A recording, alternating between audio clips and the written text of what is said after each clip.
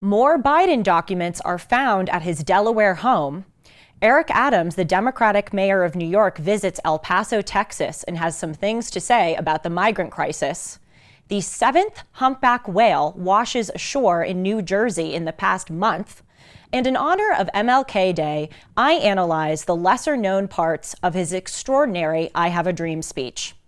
I'm Julie Hartman, and this is Timeless.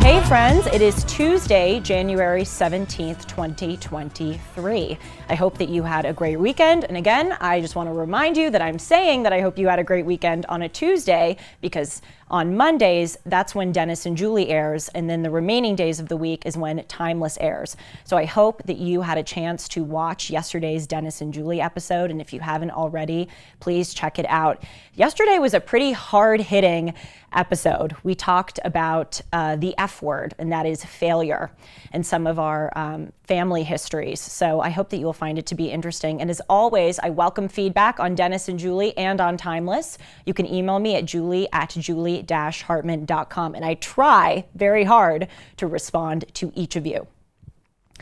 Now, before we talk about MLK's I Have a Dream speech and the significance of Martin Luther King Day, let's dive into the important news stories that you have to know today. First, of course, the biggest one is that this past weekend on Saturday, the White House confirmed that yet another trove of Biden classified documents were found, this time at President Biden's home in Delaware. The White House originally said that they had found one page of classified documents at his Delaware home, but then on Saturday, the White House special counsel Richard Saber said that they actually found 6 pages in total. And they have said that they have turned over these pages to the Department of Justice as part of their investigation. It seems like over the past week and a half or 2 weeks since this was announced, every single day, new and conflicting information comes out about these classified documents. So for the next few minutes, I want to give you a brief timeline of when these documents were discovered, who discovered them, and what happened in order to kind of remedy some of the confusion. So on November 2nd, 2022, that was the first day that these documents were discovered, and they were discovered by Biden's personal lawyers in a closet at the Penn Biden Center for Diplomacy and Global Engagement in Washington, D.C. This was a think tank that President Biden had during his time as vice president. Now, it seems a little bit weird that a vice president would have a think tank. I don't really know what the need for that is, but nevertheless, his personal lawyers discovered a few documents in the closet of this think tank that were classified material pertaining to intelligence on Iran and Ukraine. So these Biden personal lawyers told the National Archives about the existence of these documents, who then told the Department of Justice and the FBI, but they did not tell the public about this discovery, which again was on November 2nd, which was just 6 days before the midterms that happened on November 8th. So it seems pretty convenient that they hid it from the public just days before we were all set to vote. On November 14th, then, this is the next date in the timeline, U.S. Attorney John Lausch was picked to lead an initial investigation of the documents to help Attorney General Merrick Garland decide whether or not to appoint a special counsel. So again, a lot of people on the inside of our government knew about the existence of these documents. They were even starting to launch an investigation, but still, the public did not know about them. Fast forward to a month later, on December 20th, a second trove of documents has been found.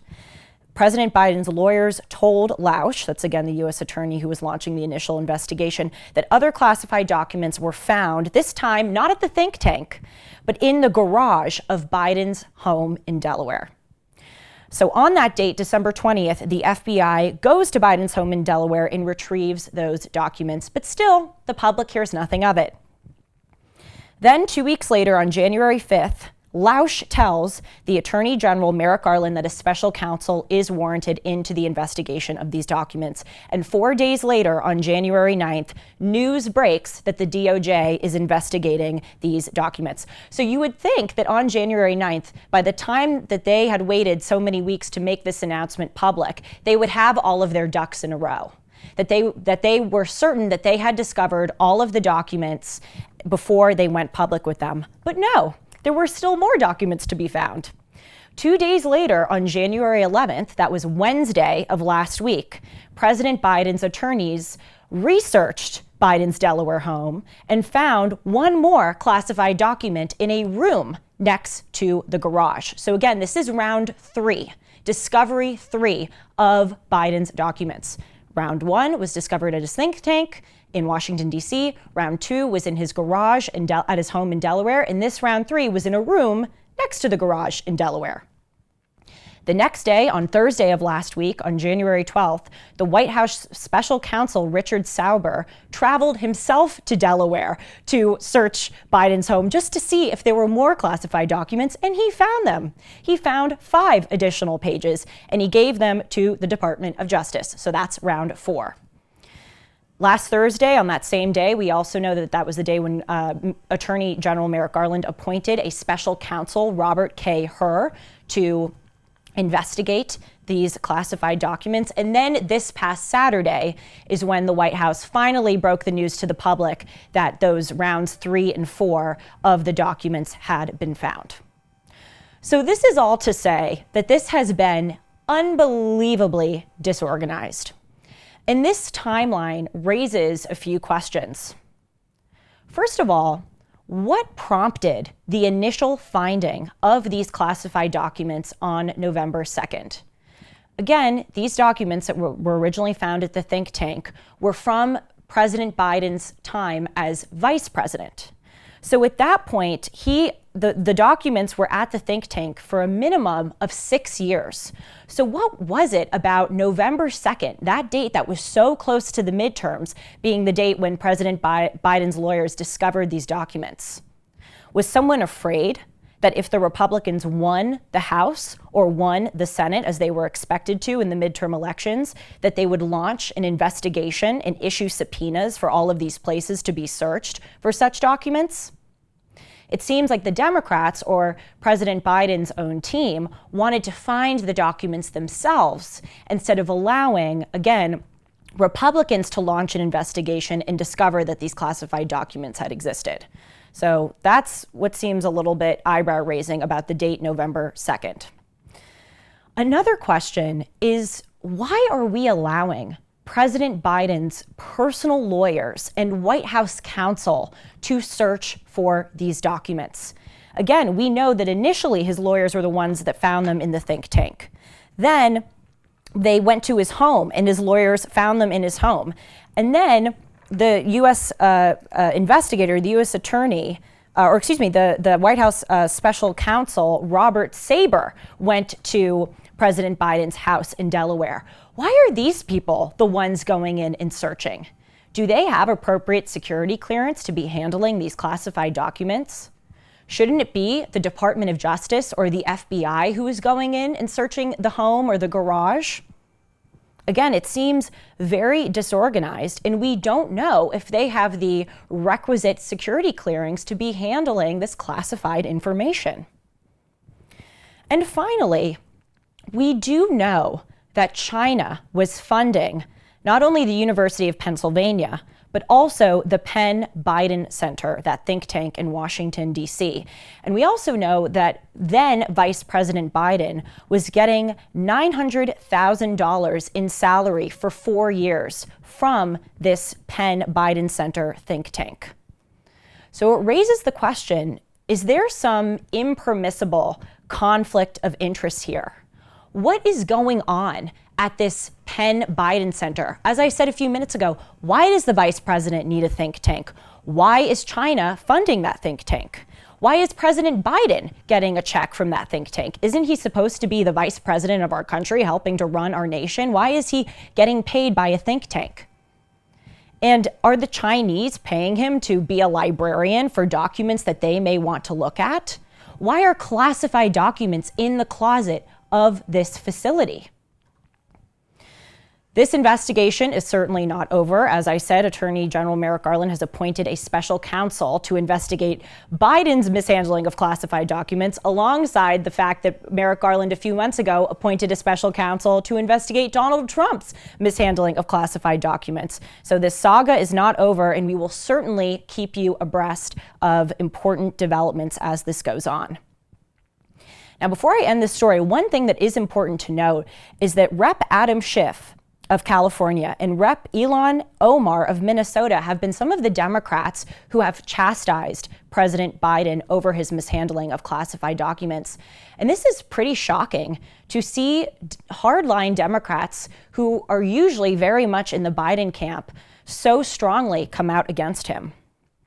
And in a possibly related story, over the weekend, New York City Mayor Eric Adams, a Democrat, traveled to Texas, and he toured the migrant-overrun city of El Paso with the Democratic mayor of that city, and he was not getting the sanitized tour that President Biden got when he visited Texas a few weeks ago. Mayor Adams saw just how bad things are with regard to the migrant crisis in Texas, and he actually spoke out against it pretty vociferously, in the same vein that Rep. Adam Schiff and Rep. Ilhan Omar spoke out about President Biden. So let's hear what Eric Adams had to say about our border. Our cities are being undermined, and we don't deserve this. Migrants don't deserve this. And the people who live in the cities don't deserve this. We expect more from our national leaders to address this issue in a real way. This is a national problem. We must have real immigration reform, and we must immediately have a short-term fix of making sure that the cost of this does not fall on our local cities. Mayor Eric Adams said a few months ago when he was running for mayor that he wanted New York City to be a safe haven and a sanctuary city for immigrants. And also a few months ago when the governor of Florida, Ron DeSantis, famously sent a group of about 50 migrants on a plane to Martha's Vineyard. Mayor Eric Adams was one of the Democrats who came out strongly against Governor DeSantis's move. So the point is that he has been pretty mum about the problems existing at the border. And in fact, he has positioned himself as someone who welcomes mass immigration. So it is a pretty stunning move to see him talk about this as honestly as he is. And again, to see a prominent Democrat distance himself from Biden is something that we really haven't seen before. And Eric Adams, it should be noted, is also attending a conference of mayors this week where he undoubtedly is going to talk to his fellow Democratic mayors about the situation at the border, which cannot be good for President Biden.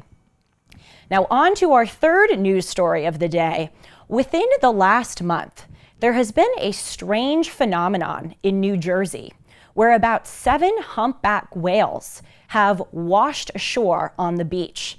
These are 300-foot long, several hundreds of pounds heavy, majestic blue animals that are just on the Jersey shore washing up as people are taking their dogs for walks on the beach. And to see the photos of these animals lying on the beach is pretty stunning. These humpback whales have been listed as endangered species. And according to at least one environmental group called the Marine Mammal Stranding Center, they believe that these whales are washing ashore because of the noise from offshore windmills that are apparently frightening or disorienting these whales and causing them to beach themselves and die. So this story indicates that these utopian visions of an environmental haven with windmills and electric cars and all of these supposedly Green New Deal solutions are not as effective or carefully thought through as they seem to be. Another example is that offshore windmills, in addition to apparently disorienting humpback whales, also kill hundreds of thousands of birds a year that fly into the blades of these windmills. So again, we don't really hear environmentalists or people who are proponents of this acknowledging this shortcoming. Even if you look at the push for electric cars, there are so many things that are wrong and antithetical to environmental interests about that are involved in producing electric cars that, again, environmentalists overlook. For instance, the batteries that are required in electric cars come from rare earth minerals that must be mined in order to, again, be excavated and put into these batteries. And in order to mine these rare earth minerals, it is incredibly destructive to our planet. This mining happens in the poorest countries in the world, and these minerals are very environmentally toxic when they are discarded. Also, with regard to electric cars, the electric grid in the United States cannot support anything close to having full electric vehicle use here in the United States. And on top of that, people think that electric cars are somehow just magically more clean than gas-powered cars. But when you plug electric cars in, the electricity has to come from somewhere.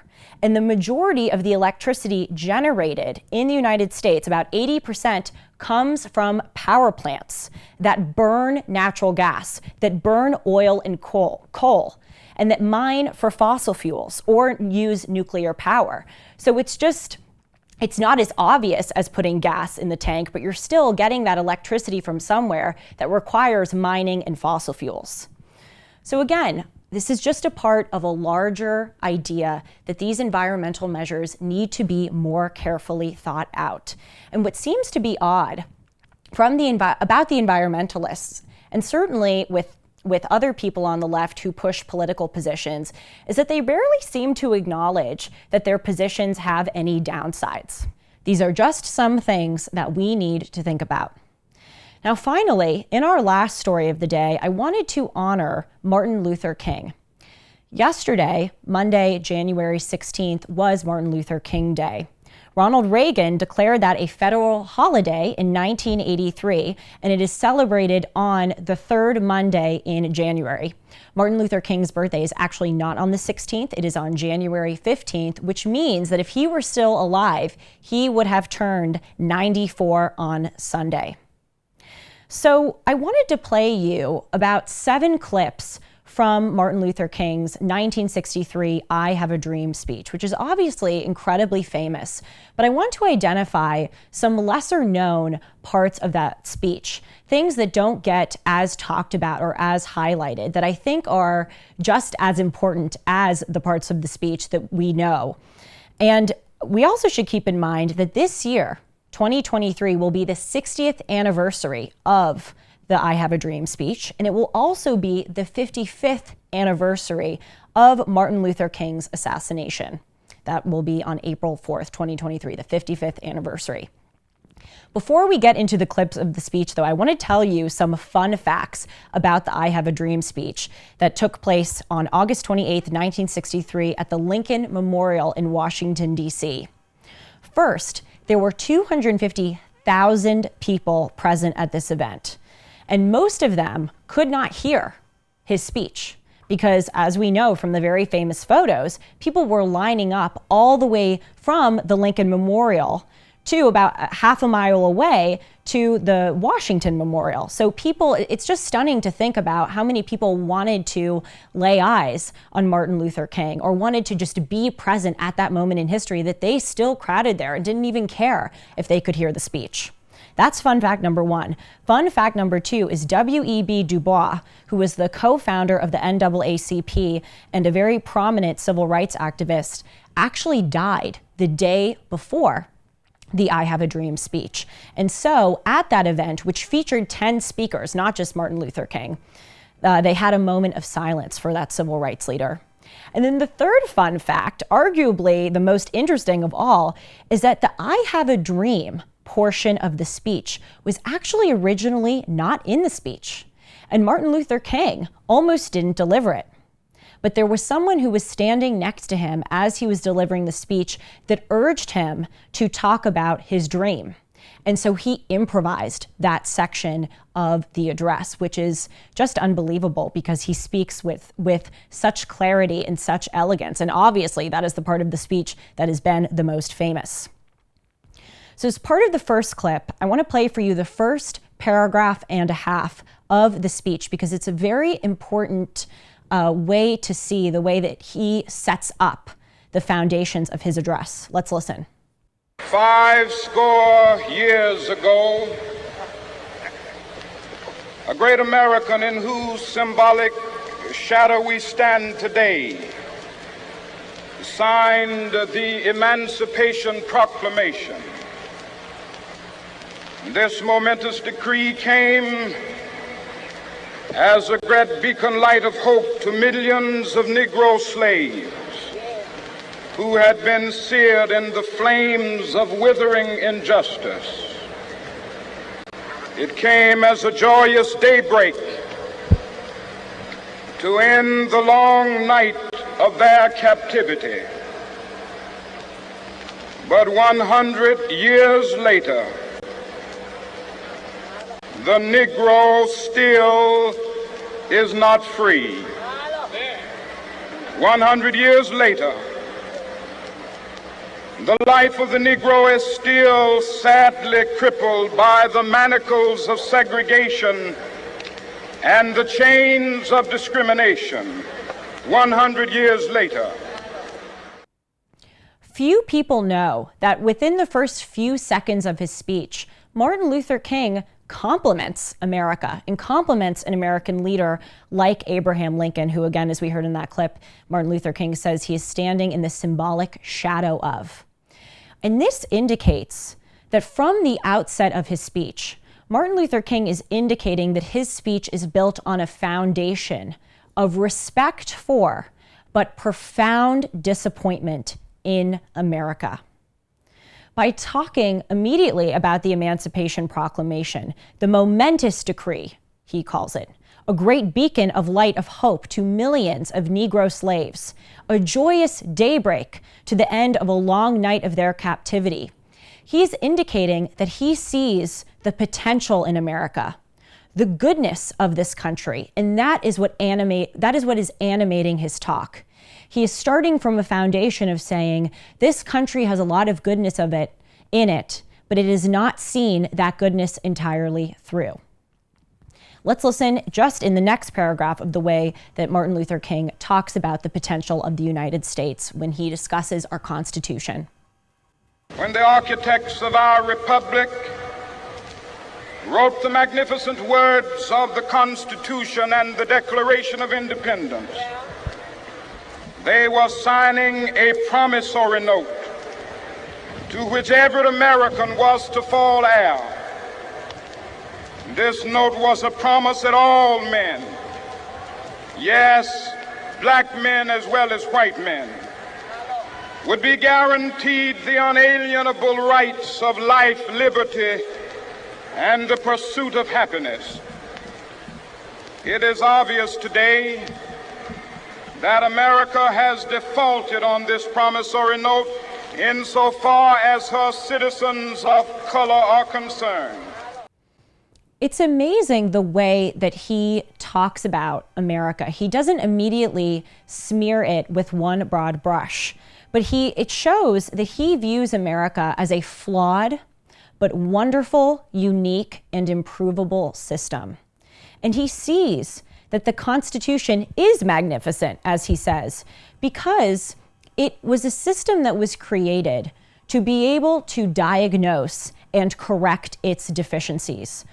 The way that the Constitution allows for that is, among other things, through constitutional amendments, through the checks and balances system, through our legal system, through the freedom of press and speech, and through institutions like federalism, or the separation between the federal government and the state government espoused in the 10th Amendment, where the Constitution says that all powers that are not specifically given to the federal government will be reserved to the states. Federalism was one of the biggest things that helped dismantle segregation, because what federalism does is it allows different states to adopt different measures and sort of be hubs of innovation. And when people in the North saw that desegregation worked well, It impelled people in the South to go, wait a minute, up in the North, they're doing things differently. Why do we need the South segregated here? So again, it really is incredible that Martin Luther King sees this when he would honestly have a lot of reasons to hate America, but he still talks about it with such love and such promise. And he's saying here that there's not something inherently, irredeemably wrong with the country, but it's that people have not fully lived up to its potential. That's where he's saying it's obvious today that America has defaulted on this promissory note. America has defaulted. But he is not sparing, and he shouldn't be, in the ways that America is defaulting. Let's listen to this next paragraph where he talks about the egregious discrimination against Black people. There are those who are asking the devotees of civil rights, when will you be satisfied? We can never be satisfied as long as the Negro is the victim of the unspeakable horrors of police brutality. We can never be satisfied. As long as our bodies, heavy with the fatigue of travel, cannot gain lodging in the motels of the highways and the hotels of the city.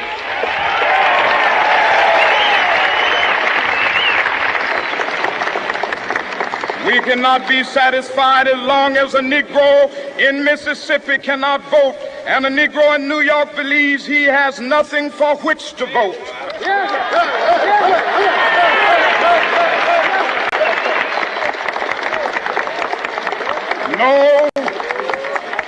No, we are not satisfied, and we will not be satisfied until justice rolls down like waters and righteousness like a mighty stream. To think that just 60 years ago, Black people in certain parts of this country could not vote really puts into perspective the kinds of things that we see the political left talking about ad nauseum today. As I reported, I believe about 2 weeks ago, Stanford University was one of the many schools that came out with a speech code that said that things like brown bagged lunch, that phrase, is a microaggression against Black people, because why is it called brown bag lunch as opposed to white bagged lunch? And Stanford has recommended that people not use that phrase. Or we see schools and individuals and politicians say that things like asking where you're from is a microaggression. I mean, really? What do you think Martin Luther King would have to say about the kinds of things that we are highlighting and supposedly calling racism?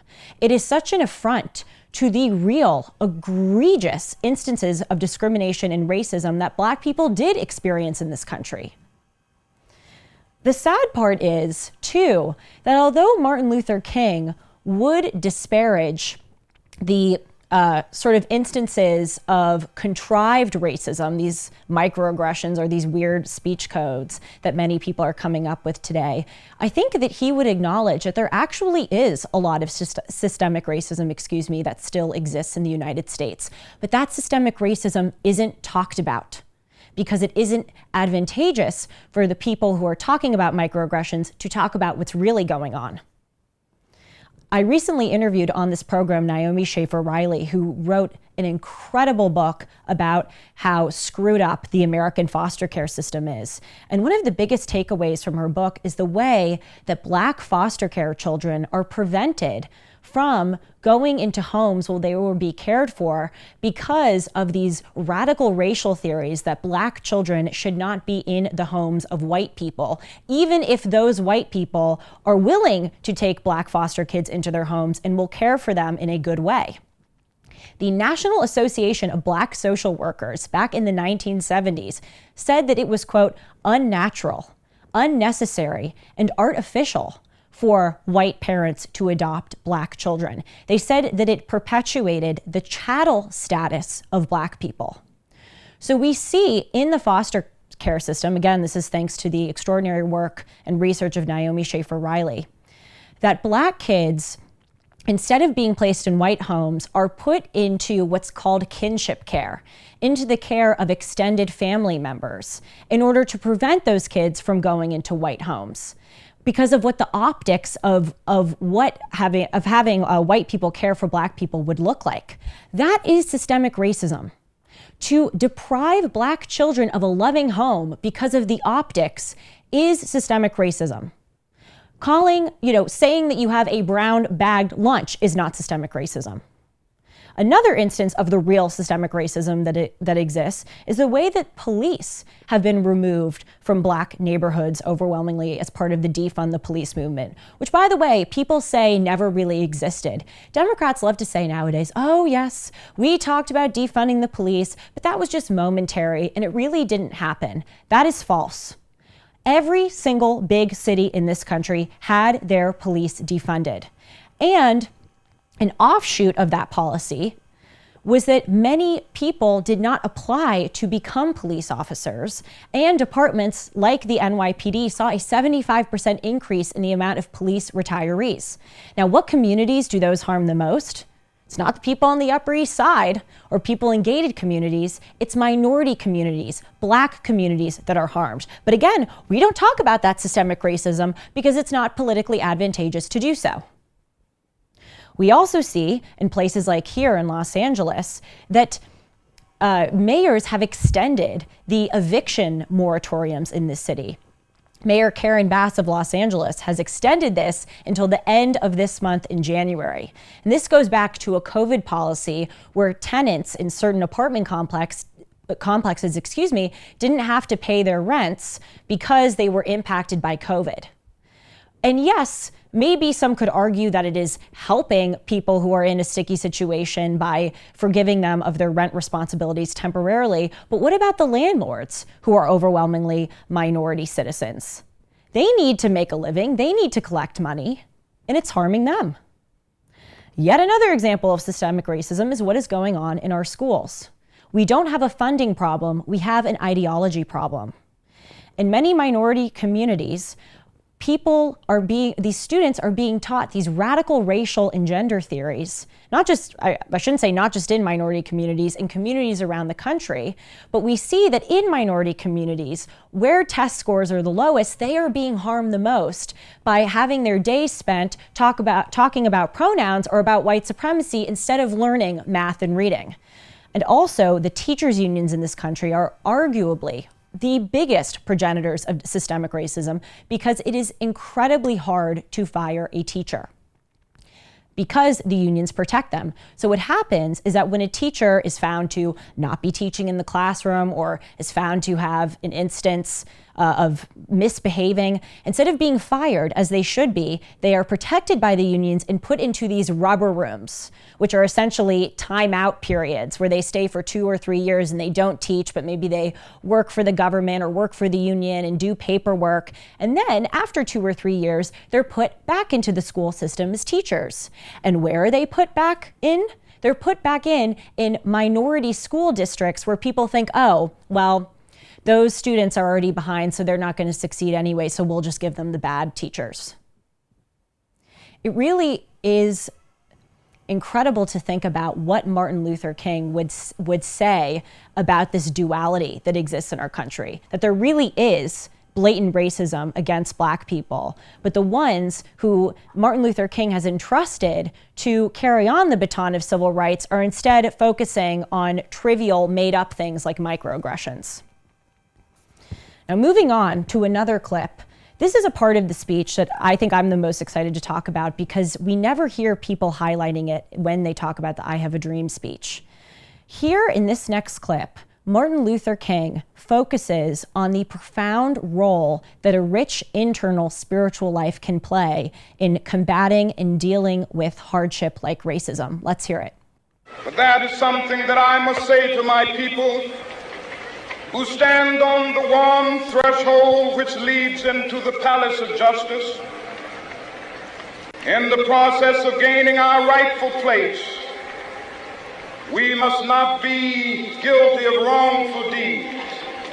Let us not seek to satisfy our thirst for freedom by drinking from the cup of bitterness and hatred.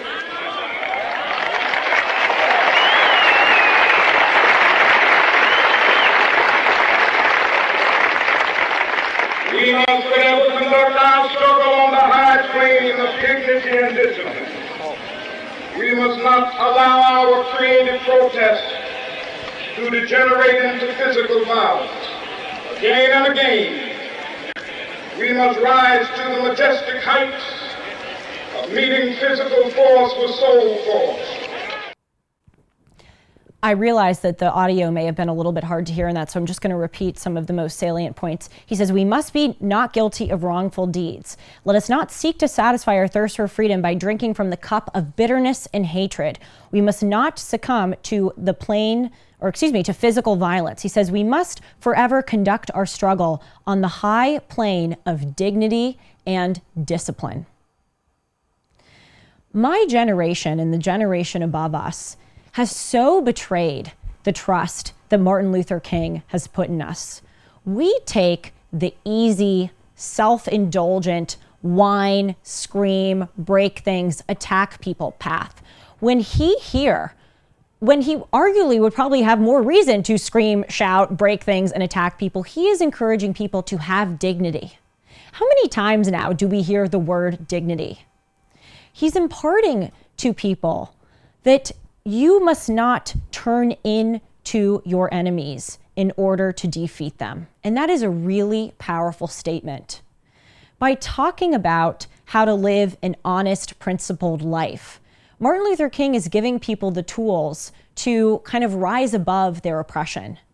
Even if people are treating you horribly, if you approach things from a place of respect and dignity, in a way, you have elevated yourself over them by showing by your powerful example how to be a truly elevated person. And he shows that, again, living a dignified, honest, principled life itself has its own rewards, is, in a way, its own reward. In another clip, let's hear how Martin Luther King expands on this need for an internal life.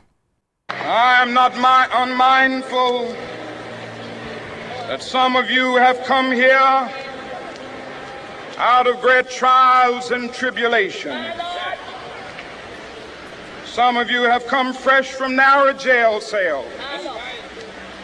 Some of you have come from areas where your quest for freedom left you battered by the storms of persecution and staggered by the winds of police brutality.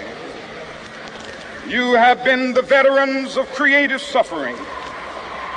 Continue to work with the faith that unearned suffering is redemptive. Go back to Mississippi. Go back to Alabama. Go back to South Carolina. Go back to Georgia. Go back to Louisiana. Go back to the slums and ghettos of our northern cities. I love that line in there. Unearned suffering is redemptive. That is a very obviously Christian worldview that he is espousing. And it's so important here that Martin Luther King is saying, on the one hand in his speech, he's calling for fighting against these external things, discrimination, bigotry, racism. But he's also talking about the need for a rich internal life and knowing that unearned suffering can be ennobling and can, in a way, transform you. And that's such a powerful statement to think that even sometimes when you can't control the outside world, if you can fix yourself and you can rely on your own internal infrastructure, you can get through even the worst of times. It shows what a wise man he was and what a totally different message that we are seeing compared to nowadays. When there are instances of wrongdoing, instead of having this focus on modifying or trying to grow your internal life, the focus is solely on talking about how you've been aggrieved, or people are trying to call attentions to themselves and use that as an opportunity to promote themselves. And another thing I want to highlight here, because there is, as I said, a Christian undertone of this statement. Martin Luther King throughout this speech, refers to God and the Lord a few times. So he unabashedly has religious elements play a part here. And it just makes me think about the many people nowadays who disparage Christianity as a religion of white supremacy.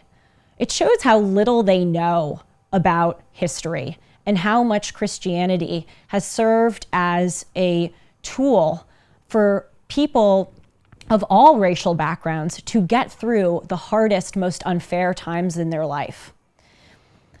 And the reason why Martin Luther King is talking about the need of religion is because there was such widespread oppression and persecution that people really needed to rely on something like religion. What people don't understand today is that it is a luxury to not believe in God. In some cases today, if you don't believe in God, it indicates that you don't need to believe in God. You don't need a reason to have hope or think that a situation that you're in, you will be able to carry through. Finally, going to the last parts of his speech, there's a line in here, a way that he closes the speech when he's doing his I Have a Dream portion, that is not as widely played, but I think it is one of the most significant lines that we should all remember now. Let's hear it. I have a dream that one day on the red hills of Georgia, the sons of former slaves and the sons of former slave owners will be able to sit down together at the table of brotherhood. I have a dream.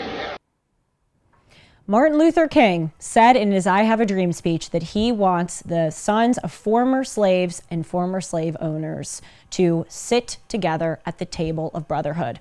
What a class act. What a real, authentic crusader for civil rights. He understood that people cannot be judged by their backgrounds.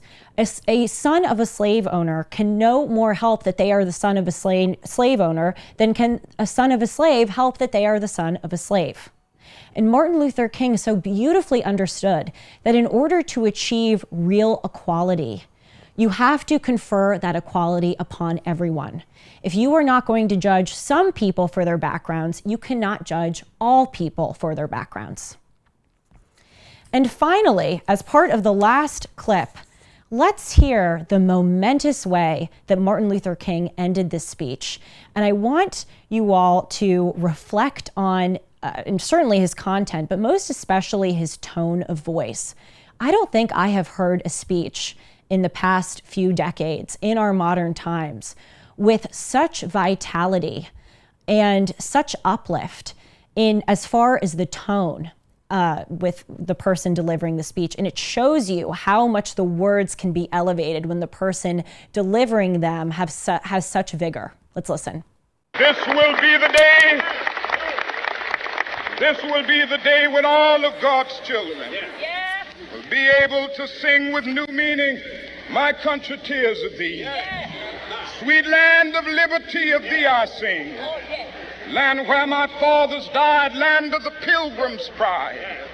From every mountainside, let freedom ring. And if America is to be a great nation, this must become true. And so let freedom ring. From the prodigious hilltops of New Hampshire, let freedom ring. From the mighty mountains of New York, let freedom ring. From the heightening Alleghenies of Pennsylvania, let freedom ring. From the snow-capped Rockies of Colorado, let freedom ring. From the curvaceous slopes of California. But not only that, let freedom ring from Stone Mountain of Georgia.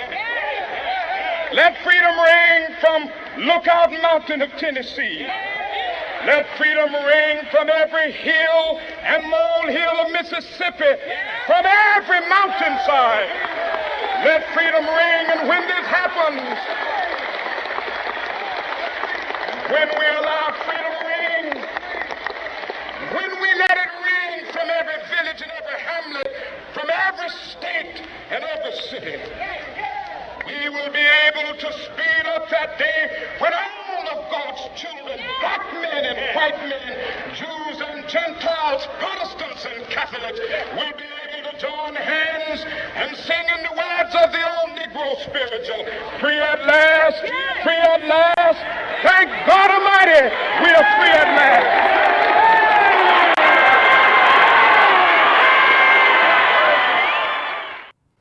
Again, I want you to hear his voice because it's so important, but the audio at the time of the speech was not great. So I'm going to just read for you quickly that last sentence. He says, and when this happens, and when we allow freedom ring, when we let it ring from every village and every hamlet, from every state and every city, we will be able to speed up that day when all, and all is italicized in the speech, when all of God's children, black men and white men, Jews and Gentiles, Protestants and Catholics, will be able to join hands and sing in the words of the old Negro spiritual, free at last, thank God Almighty, we are free at last. What a truly great man, and let us take this week to honor and appreciate him. Thank you for joining us today, and remember, each of our thoughts, choices, and actions shape who we are. So let's think clearly, choose wisely, and act with principle and determination. See you tomorrow.